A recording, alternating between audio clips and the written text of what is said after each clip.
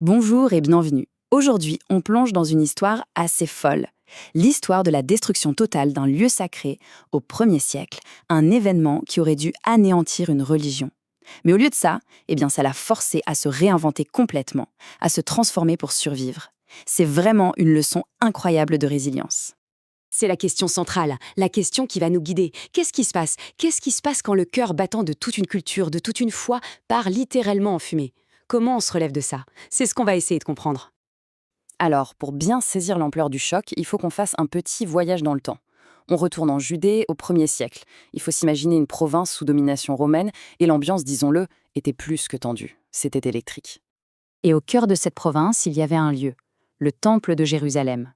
Mais attention, ce n'était pas juste un bel édifice, c'était le centre du monde pour la vie juive, l'unique endroit sur Terre où l'on pouvait offrir des sacrifices à Dieu. Absolument tout, la vie religieuse, économique, l'identité nationale, tout tournait autour de ce temple. On pourrait croire que ce temple magnifique unifiait tout le monde, mais en réalité, c'était bien plus compliqué que ça. La société était complètement fracturée. D'un côté, on avait les Sadducéens, l'élite des prêtres, qui, disons, s'arrangeaient bien avec le pouvoir romain. À l'opposé total, les Zélotes, des révolutionnaires purs et durs, qui ne rêvaient plus d'une chose, bouter les Romains de l'or. Et entre ces deux extrêmes, il y avait tout un tas d'autres groupes, comme les pharisiens ou les esséniens, chacun avec sa propre vision des choses.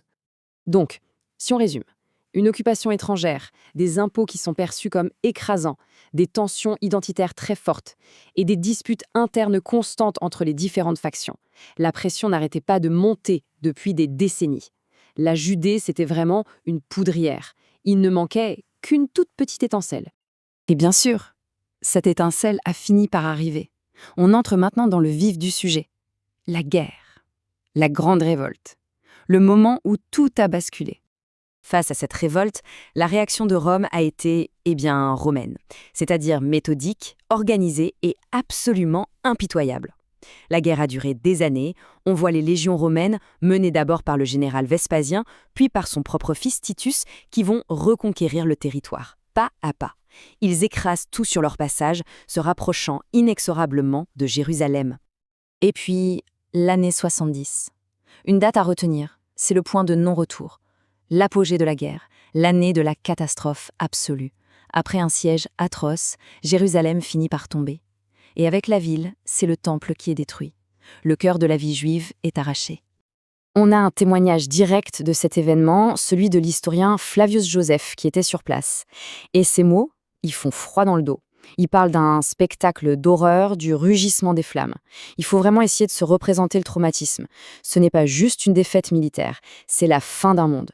C'est une rupture spirituelle totale. Mais l'histoire ne s'arrête pas là. Au contraire, c'est presque ici que la partie la plus incroyable commence. La question devient, comment survivre à ça? Comment une religion peut-elle se relever quand son centre a été réduit en cendres? La réponse, c'est une transformation, mais radicale. Le judaïsme va opérer un pivot à 180 degrés. Pensez-y, avant l'an 70, tout était centré sur un lieu, le temple. L'autorité, c'était les prêtres. Le culte principal, c'était le sacrifice d'animaux. Après 70, tout change. Le centre devient un texte, la Torah. L'autorité passe aux rabbins, des érudits. Et le culte, ça devient la prière et l'étude. C'est une véritable révolution. Et pour structurer cette nouvelle vie, sans temple, un concept va devenir absolument clé. La halacha. En gros, c'est l'ensemble des lois qui dictent comment vivre une vie juive au quotidien. L'idée derrière est juste brillante. Si on ne peut plus aller au lieu saint, on va rendre la sainteté accessible partout, tout le temps, à travers les gestes de la vie de tous les jours. La foi devient en quelque sorte portable. Bien sûr, une telle révolution ne s'est pas faite toute seule. Elle a été portée par des figures visionnaires.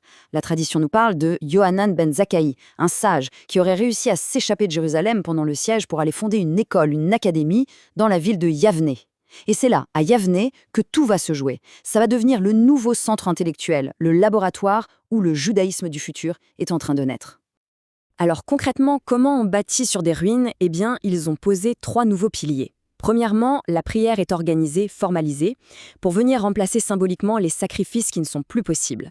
Deuxièmement, l'étude de la Torah n'est plus juste une activité intellectuelle, elle devient l'acte de dévotion le plus élevé. C'est la nouvelle façon de se connecter au divin. Et troisièmement, un projet titanesque est lancé, commencer à mettre par écrit toutes les traditions orales, la fameuse loi orale, pour être certain qu'elles ne disparaissent jamais. Et il faut bien garder en tête que toute cette reconstruction s'est faite dans des conditions extrêmement difficiles. Parce que Rome ne s'est pas contentée de la victoire militaire, ils ont ajouté une couche d'humiliation, le fiscus judaicus. C'était un impôt, une taxe punitive imposée à tous les juifs de l'Empire. Et le pire dans tout ça, l'argent de cet impôt servait à financer le temple du dieu Jupiter à Rome. L'argent qui allait avant à leur propre temple servait maintenant à financer un temple païen. C'est ça, tout le paradoxe de cette histoire. La destruction du temple, c'est une catastrophe, une tragédie nationale absolue. Mais c'est aussi cette crise-là, cet événement terrible, qui a forcé une adaptation, une réinvention d'une créativité folle. Et c'est cette réinvention qui a permis au judaïsme non seulement de survivre, mais de traverser les siècles jusqu'à aujourd'hui. Et on termine là-dessus avec cette pensée. Un seul temple est tombé. Mais de ces cendres, ce sont les fondations de 2 religions mondiales qui ont été forgées. D'un côté, le judaïsme rabbinique, qu'on vient de voir, mais de l'autre, cet événement a aussi forcé le christianisme naissant, qui était encore une secte juive, à trouver sa propre voie, distincte. Ça pose une question plus large, non? Comment les crises, les moments de rupture, finissent par définir qui l'on devient? Ce n'est pas juste la fin de quelque chose, c'est souvent le début, forcé et douloureux de quelque chose de complètement nouveau.